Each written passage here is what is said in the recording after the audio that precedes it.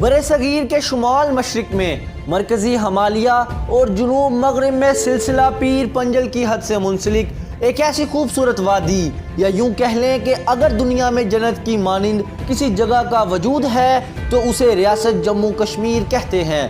ریاست جموں کشمیر دنیا کے خوبصورت ترین مقامات میں سے ایک ہے، اسی لیے شعراء اور مصنفین کی ایک بڑی جماعت وادی جموں کشمیر کو جنت سے تشبیہ دیتی آئی ہے۔ برصغیر پاک و ہند کی علیحدگی سے قبل ریاست جموں کشمیر کا کل رقبہ 85,783 مربع میل تھا، لیکن اگر بات کی جائے آبادی کی تو اس میں اختلاف پایا جاتا ہے۔ ویکیپیڈیا کے مطابق 1947 سے قبل انگریز دور میں جموں کشمیر کی کل آبادی تقریباً 29 لاکھ کے لگ بھگ تھی۔ پاکستان دا گارڈین اسٹیٹ کے مصنف ڈاکٹر اشتیاق احمد کا کہنا ہے کہ ریاست جموں کشمیر میں مسلمان 70% آبادی کے ساتھ مطلق اکثریت میں تھے، جبکہ سید عاصم سلیم محمود کے بقول جموں کشمیر کی کل آبادی 40 لاکھ تھی، جس میں سے 76% مسلمان برادری آباد تھی اور ہندو 8.25 لاکھ کی آبادی کے ساتھ اقلیت میں تھے۔ بہرحال ان اعداد و شمار سے واضح ہوتا ہے کہ ریاست جموں کشمیر میں مسلمان برادری ہی اکثریت میں تھی۔ یہی وجہ ہے کہ ریاست جموں کشمیر جغرافیائی اور دفاعی اہمیت کے ساتھ ساتھ مذہبی لحاظ سے بھی نہایت اہمیت کی حامل ہے۔ لیکن کیسے کشمیر مسلمان حکمرانوں کے ہاتھوں سے نکل گیا؟ شوپیان کی لڑائی میں سکھوں کے خلاف انگریزوں کو کس نے خفیہ مدد فراہم کی؟ ریاست جموں کشمیر میں مسلم کش فسادات کا آغاز کیسے ہوا اور ایک خود مختار ریاست جموں کشمیر پاکستان اور بھارت میں کیسے تقسیم ہوئی؟ انگریز دور سے لے کر مقبوضہ کشمیر تک کی مکمل داستان ہم آپ کو آج کی اس قسط ہسٹری آف کشمیر میں دکھانے جا رہے ہیں۔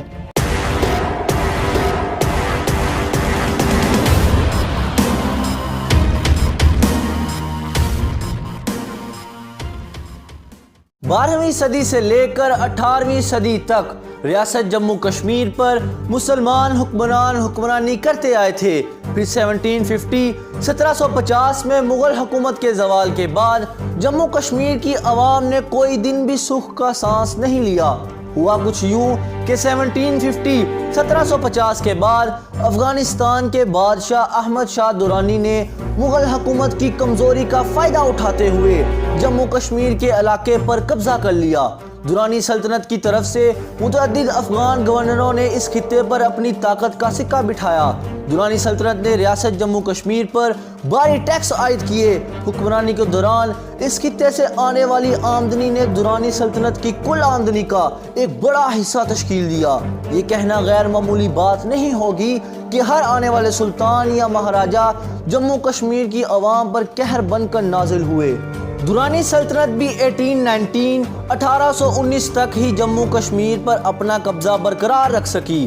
اس کے بعد پنجاب کے سکھ مہاراجہ رنجیت سنگھ نے 3 جولائی 1819 میں شوپیان کی لڑائی میں درانی سلطنت کو شکست دے کر سری نگر اور کشمیر پر قبضہ کر لیا۔ اس کے چند سال بعد ہی جموں کا علاقہ بھی سکھ سلطنت میں شامل کر لیا گیا۔ بدقسمتی کی بات یہ کہ سکھ حکمران بھی اس خطے پر اپنا تسلط برقرار نہ رکھ سکے اور جلد ہی 1845 میں انگریزوں کے ساتھ لڑائی میں شکست کھا بیٹھے۔ اس لڑائی میں جموں کشمیر کے راجہ گلاب سنگھ ڈوگرا نے ایسٹ انڈیا کمپنی کو خفیہ مدد فراہم کی۔ حالانکہ گلاب سنگھ ڈوگرا جموں کشمیر کے علاقے میں سکھ سلطنت کی جانب سے ہی راجہ مقرر کیا گیا تھا، لیکن اس نے سکھوں اور انگریزوں کے مابین لڑائی میں سکھ سلطنت کے ساتھ غداری کرتے ہوئے انگریزوں کا ساتھ دینے کو ترجیح دی۔ انگریز گلاب سنگھ ڈوگرا کی وفاداری سے اتنا متاثر ہوئے کہ انہوں نے 16 مارچ 1846 یعنی 1846 میں معاہدہ امرتسر کے ذریعے جموں کشمیر کا مکمل علاقہ صرف 75 لاکھ روپے کے عوض گلاب سنگھ ڈوگرا کو بیچ دیا۔ اس طرح گلاب سنگھ راجہ سے مہاراجہ بن گیا۔ معاہدہ امرتسر کی روح سے تمام پہاڑی علاقے بشمول دریائے سندھ کے مشرقی اور دریائے راوی کے مغربی علاقوں کو گلاب سنگھ ڈوگرا کو دے دیا گیا۔ گلاب سنگھ ڈوگرا کی انگریز نواز پالیسیوں کا اندازہ اس بات سے لگا لیجئے کہ 1857 میں ہونے والی جنگ آزادی میں گلاب سنگھ نے ہندو راجاؤں کی مدد کی بجائے دوبارہ سے انگریزوں کا ساتھ دینے کا فیصلہ کیا تھا۔ لیکن وقت کا کھیل بھی عجیب ہے دوستو، وہی ڈوگرا سلطنت جس نے غداری سے کام لیتے ہوئے اپنی سلطنت کی بنیاد رکھی، جلد ہی اپنی عوام کے ہاتھوں ہی کچل دی گئی، کیونکہ غداری پر رکھی گئی سلطنت کی بنیاد دیر تک قائم نہیں رہتی۔ اور یہی سب کچھ ڈوگرا سلطنت کے ساتھ بھی ہوا۔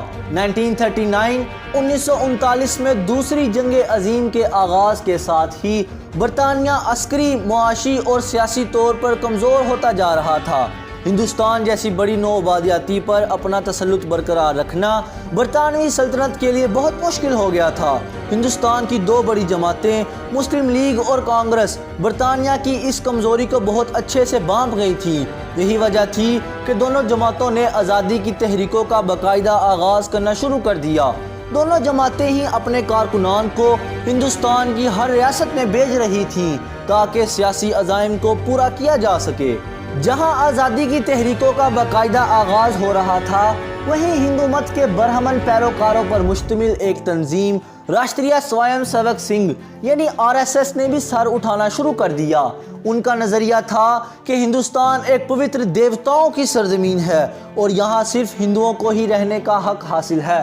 چنانچہ انہوں نے ہندو مت نظریے کو بنیاد بناتے ہوئے اپنے تمام مبلغین کو ہندوستان کی ہر ریاست میں ہندوؤں کو عسکری تربیت دینے کے لیے بھیجنا شروع کر دیا۔ اسی اثناء میں ناگپور سے تعلق رکھنے والے RSS کے ایک مبلغ کشن دیو جوشی نے ریاست جموں کشمیر میں اپنی تنظیم کی ایک شاخ کھول لی۔ جلد ہی اس نئی تنظیم کو جموں کے انتہا پسند ہندو رہنما پریم ناتھ ڈوگرا اور 22 سالہ نوجوان بلراج مدوخ کی حمایت بھی حاصل ہو گئی، اور یوں 1947 تک RSS کی یہ تنظیم پوری ریاست میں کئی سو ہندو نوجوانوں سے وابستہ ہو گئی۔ اس وقت ریاست جموں کشمیر پر ہندو مہاراجہ ہری سنگھ کی حکومت تھی۔ ہری سنگھ نے RSS کے مبلغین کو کھلی چھوٹ دے رکھی تھی، جس کی وجہ سے جموں کشمیر کے مسلمانوں کی ایک بڑی جماعت تشویش کا شکار ہونے لگی۔ انہیں ہندوؤں کے بڑھتے ہوئے سیاسی اثر و رسوخ سے خطرہ محسوس ہونے لگا تھا۔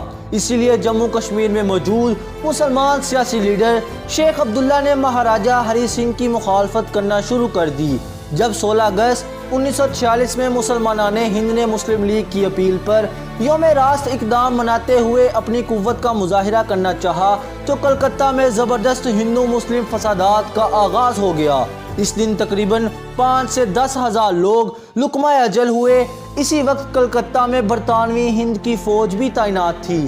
اس فوج میں پوٹھوہار سے تعلق رکھنے والے ہزارہ مسلمان فوجی بھی شامل تھے۔ جب یہ مسلمان فوجی وطن واپس پہنچے تو انہوں نے انتہا پسند ہندوؤں کے ظلم و ستم کی داستانیں اپنے دوست احباب کو سنانا شروع کر دیں۔ یہ سن کر مسلمانوں میں ہندوؤں اور سکھوں کے خلاف شدید غم و غصے کی لہر پیدا ہو گئی، اور پھر مارچ 1947 میں راولپنڈی، چکوال، جہلم وغیرہ بھی ہندو مسلم فسادات کا شکار ہو گئے۔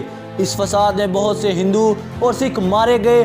ہزارہ ہندو ہجرت کر کے جموں اور مشرقی پنجاب میں جا بسے، لیکن حسب روایت ان مہاجرین کی داستانوں نے بھی مشرقی پنجاب اور جموں میں آباد سکھوں اور ہندوؤں میں اشتعال پیدا کر ڈالا۔ اب دوبارہ سے سکھ اور ہندو پنجاب اور جموں میں آباد مسلمانوں پر حملہ کرنے لگے۔ اس سب کا فائدہ اٹھاتے ہوئے RSS کے مسلح گروہوں نے کشمیر میں اپنی کارروائیوں کا آغاز کر دیا۔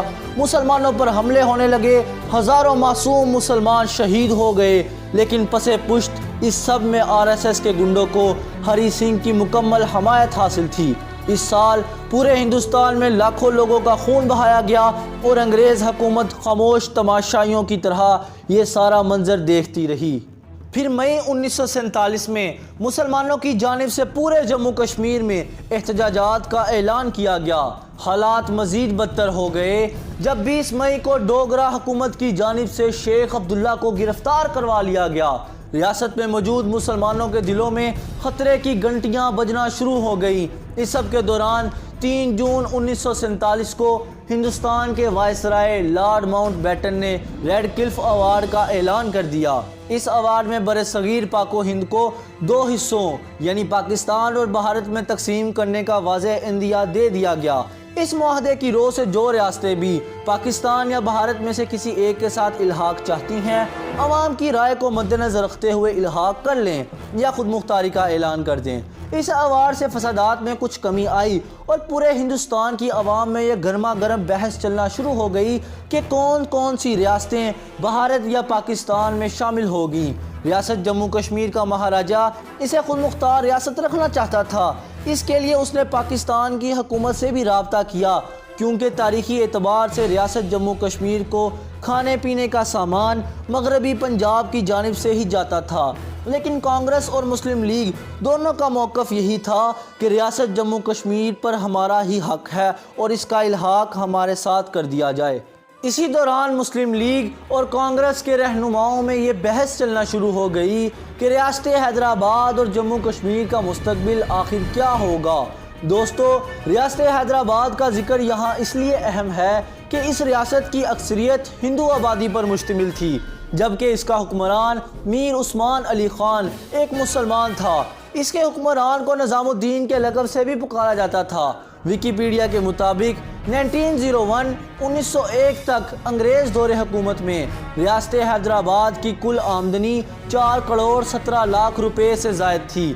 اب آپ کو اس کی اہمیت کا بخوبی اندازہ ہو گیا ہوگا۔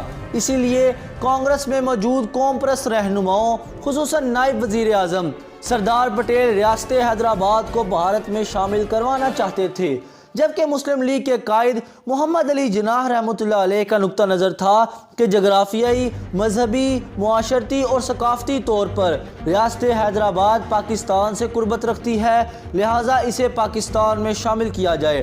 اس موقع پر سید عاصم سلیم محمود لکھتے ہیں کہ سردار پٹیل کو پاکستان سے ریاست جموں کشمیر کے الحاق پر کوئی اعتراض نہیں تھا، لیکن انہوں نے شرط عائد کر دی کہ پاکستان پہلے بھارت سے ریاست حیدرآباد کے الحاق کو تسلیم کرے۔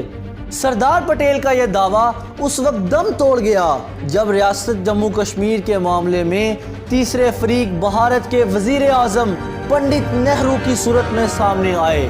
چونکہ پنڈت نہرو کے اجداد کا تعلق اسی ریاست سے ہی تھا، تو ان کی دلی خواہش تھی کہ اس کا الحاق بھی بھارت سے کیا جائے۔ اسی کوشش میں پنڈت نہرو 22 جون کی صبح گرفتار کشمیری سیاستدان شیخ عبداللہ سے ملنے سری نگر جا پہنچے۔ جو ہی ہری سنگھ کو اس معاملے کا علم ہوا تو اس نے فوراً ہی پنڈت نہرو کو گرفتار کروا لیا اور 2 دن تک نظر بند رکھا۔ اس کے بعد نہرو اور ہری سنگھ کے مابین دوریاں شدید تر ہو گئی، جو ہری سنگھ کی موت تک برقرار رہیں۔ اس اقدام سے کشمیری مسلمانوں کو ایک وقت تو یوں محسوس ہونے لگا کہ ریاست جموں کشمیر کا مہاراجہ بھارت کی بجائے پاکستان کے ساتھ ہی الحاق چاہتا ہے، لیکن راتوں رات ایسا کیا ہوا کہ جس نے ہری سنگھ کو یہ کہنے پر مجبور کر دیا کہ مجھے سوتے ہوئے گولی مار دی جائے؟ قائد اعظم نے کشمیر کو پاکستان کی شہرک کیوں قرار دیا، اور وہ 2 دن کیا تھے جس کی وجہ سے کشمیر کا ایک بڑا حصہ پاکستان کے ہاتھوں سے جا نکلا؟ یہ سب ہم آپ کو بتائیں گے ہسٹری آف کشمیر کی اگلی قسط میں۔ لیکن اگر آپ نے ہمارا چینل سبسکرائب نہیں کیا تو ابھی سبسکرائب کر لیں اور بیل آئیکن پر بھی کلک کر لیں تاکہ ہماری ہر آنے والی ویڈیو آپ تک ضرور پہنچ سکے۔ اگلی ویڈیو تک کے لیے